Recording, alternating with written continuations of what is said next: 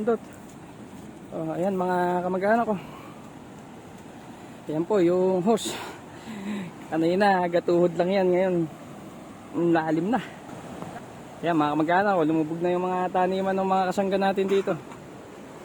Ayan, papaya ni Kayang Al, natutalo ni Kayang Eric.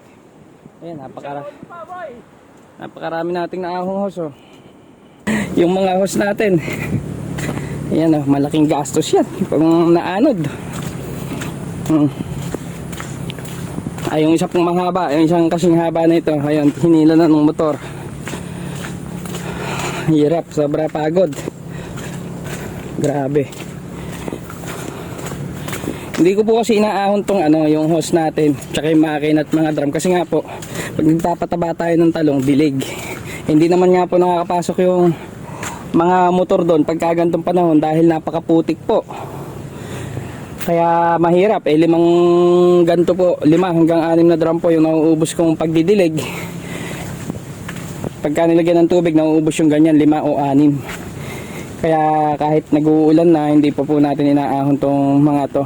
Kaya ngayon po, pinahon natin kasi bumaha na nga.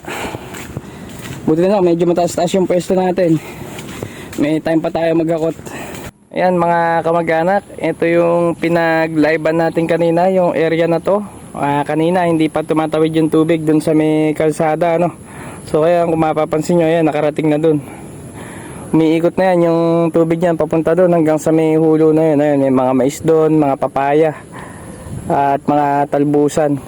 Sa area naman na to mga kamag-anak, wala na, lubog na po lahat. Andito naman tayong side mga kamag-anak. Ito, tingnan nyo, may talungan dito. Tapos ito, sitaw, ampalaya ata, o makatanim dito, o pipino. Lubog na rin. Tsaka talbusang kamote. Ito po yung sitawan ni Kayang Tommy na dinaanan natin kanina. Ayan po, lumubog na rin po.